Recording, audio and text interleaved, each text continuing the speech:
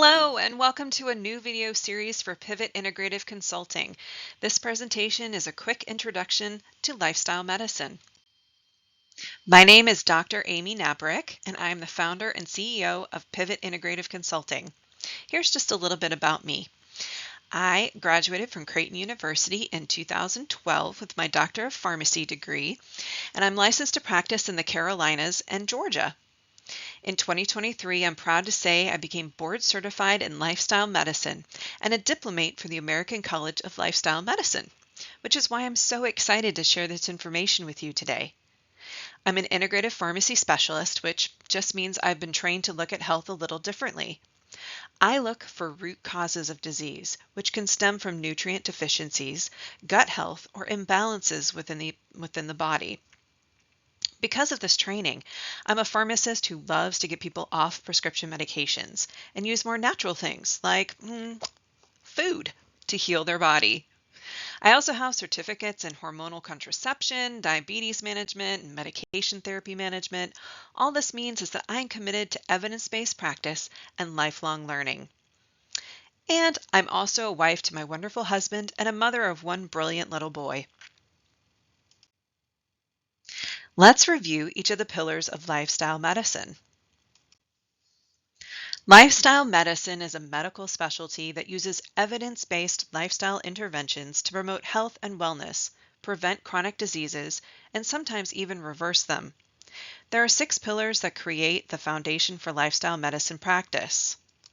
A predominantly whole food, plant-based eating pattern, being physically active, managing stress, getting restorative sleep every night, developing a supportive network of social connections, and avoiding risky substances. All guidelines for chronic diseases in the United States start with lifestyle interventions. But how many of your healthcare providers talk to you about the foods you are eating or how much movement you get every day? How many talk to you about your mental health, social support system, or getting enough sleep? If you smoke or use illicit substances, do they talk to you about quitting? Lifestyle medicine practitioners do all these things and more. Let's look at each pillar individually.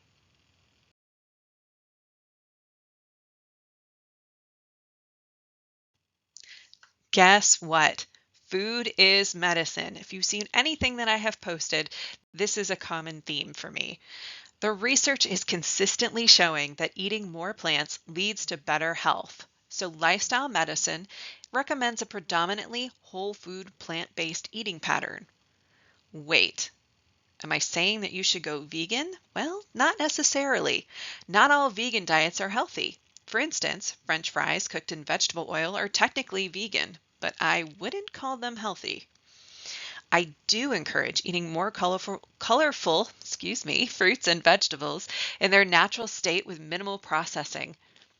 Oh, that sounds a lot like the raw foods diet, but nope, it's not that either. Minimal processing can involve certain cooking techniques that are healthier than others, but I can get more into that in another presentation. Minimal processing is more like not turning your apple into an apple pie. The fact is, the standard American diet is deficient in fiber. So many people are walking around these days and they're fiber deficient. The only place to get fiber is from plant-based foods. That includes the rainbow of fruits and vegetables, whole grains like oats, barley, millet, wild rice and brown rice, quinoa, our legumes like beans and lentils, as well as nuts and seeds. Having a low-fat diet that includes all of these foods can help you feel fuller longer, improve your fiber, vitamin, and mineral intake, and lead to better health and wellness. I know it sounds like a lot for some of you, and it might be a huge change in how you eat. Here's a little secret. You don't have to do it all at once. Small changes can make a huge difference. Choosing an apple as a side instead of a bag of chips. Making a vegetable soup for dinner instead of ordering a pizza. Adding an additional vegetable on your plate at dinner. It's possible to change your eating habits a little bit at a time. As you start to feel better with the healthier choices you are making, the easier it will be to do more. Okay, Physical activity. Note, I did not say exercise. For some people, the word exercise brings up all sorts of negative emotions. I get it. This is an area I struggle with too. The bottom line is being a couch potato is not healthy. We need less sitting and more moving in our day. Our ancestors used to do heavy work all day long because they had to. But we now have time-saving modern conveniences that mean we don't have to go to work as hard or move as much. We have desk jobs where we sit all day, or we're in our car sitting for long commute times. We no longer have to use a washboard to get our clothes clean or run to get a bucket of water from the well. The blue zones, which are areas on our planet where the highest number of people live the longest lives, shows that daily physical activity is a key to long life. Getting up and moving every day can keep us young and fit. Walking, climbing stairs, carrying heavy objects, daily activities that can count towards your physical activity. If you crave more structure, you can always go to the gym, do an at-home workout or structured activity. However, consistency is key. The current recommendation is 150 minutes of moderate intensity exercise weekly. Broken down, that's about 30 minutes of activity 5 days per week. Now, moderate intensity can be roughly measured by the talk test. So, if you can sing, it's a low intensity activity. If you can't sing but you can still talk, it's a moderate intensity activity. This is the level that we're going for. Now, if you can't sing or talk, it's high intensity. It's also important to include strength training and movements that encourage balance and flexibility into your weekly routines. I know, this sounds like a lot of work, but again, you can start slowly. You don't want to overwork your muscles and quit after 1 week. Find something that you like to do and just start with 10 minutes a day. Park your car a little farther from your destination. Meet your friends for a walk at the park instead of a movie. Little choices add up. Just try to stay consistent and don't give up. Stress. Ooh, we all have it, don't we? When you are chronically stressed, you crave unhealthy foods, don't feel like moving, can't sleep. Note, all of those are pillars in lifestyle medicine. So, when we're chronically stressed, our bodies release certain hormones that make everything worse.